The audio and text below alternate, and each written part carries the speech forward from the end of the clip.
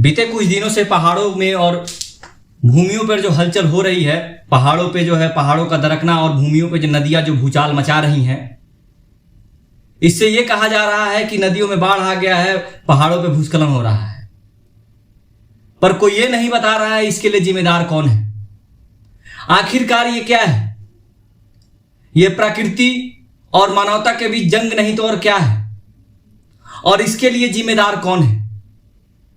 आखिर प्रकृति को अपनी ये भयानक रूप मानव समाज के ऊपर दिखाने की क्या जरूरत आन पड़ी है?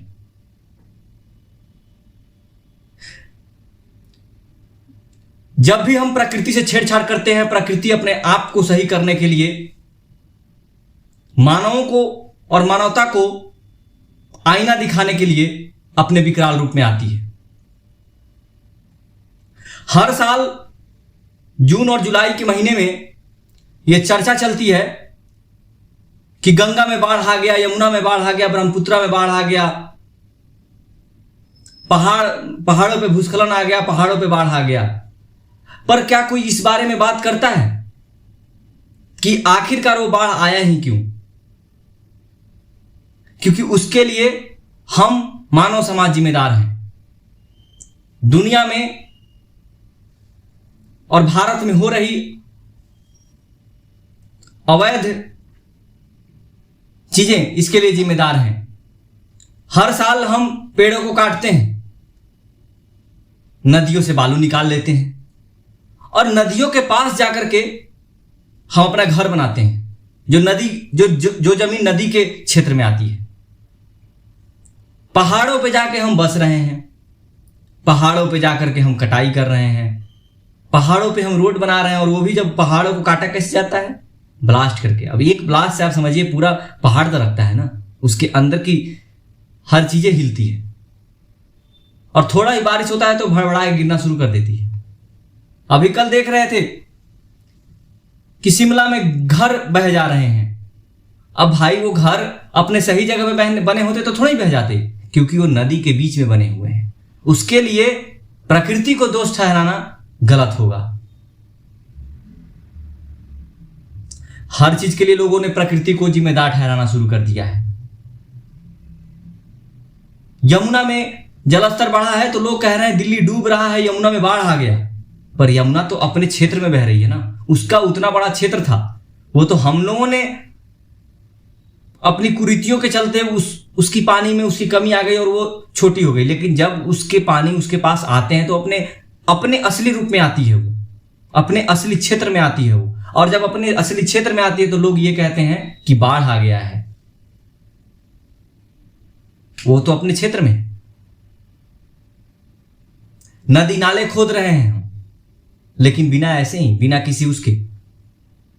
पहले क्या था? पहले जमीनें मिट्टी की होती थी, जो भी बारिश की पानी होती थी वो जमीनें सोख लेती थी। पर आज क्या है? आज तो कंक्रीट है, उसको जाना भी कहां है? वो नदी में ही जाकर के गिरेगी। तो अपनी कुरीतियों को छुपाने के लिए मानव समाज हमेशा से प्रकृति के ऊपर आरोप लगाता रहा है। मध्य प्रदेश की जंगलों को काटा जा रहा है, छत्तीसगढ़ की जंगलों को काटा जा रहा है, कोयला पेट्रोल निकालने के लिए और अन्य खनिज पदार्थों को निकालने के लिए जमीन को खोदा जा रहा है। और कल को वहां जब जमीन धंसने लगेगी तो क्या है? प्रकृति की गलती है। अभी कुछ दिन पहले उत्तराखंड में एक पूरी आबादी धंसने के कगार पे आई थी, पर किसी ने यह नहीं बताया कि वो नदियों की उसके नीचे तलहट्टी बहती है और वो तो भूस्खलन में गिरे हुए चट्टान थे जिसके ऊपर लोगों ने अपना घर बना लिया। तो ये तो प्रकृति से छेड़छाड़ हुई ना। आप खुद सोचिएगा कि हम हर साल कितनी बड़ी गलतियां कर रहे हैं। बनारस में अगर बाढ़ आती है तो क्या हम ये कहेंगे कि गंगा जी बनारस की घाटों पे चढ़ गई? क्या इसके लिए कोई जिम्मेदार नहीं है कि विश्वनाथ मंदिर कॉरिडोर बनने में जितना भी मलबा निकला वो नदी में डाल दी गई?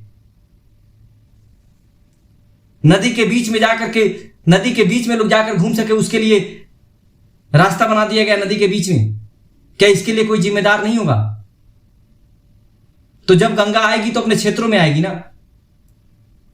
उसके क्षेत्रों में जाकर के हम छोटी जगह में पिलर देकर के अपना घर बना लेते हैं, और जब वो आती है तो हम कहते हैं बाढ़ में फंसे हैं लोग, उनको निकालो। तो लोगों को ये जरूरत ही क्यों पड़ती है कि निकाले? लोग आखिरकार जाते ही क्यों हैं? शहरों में रहने का मतलब ये नहीं है कि आप नदी नालों का जगह छेक लें, आप उनके निकलने का रास्ता बंद कर लें, क्योंकि जब वो आएंगी तो अपना रास्ता ढूंढेंगी, और जब अपना रास्ता ढूंढेंगी तो आपका बेशक आपका घर गिरेगा।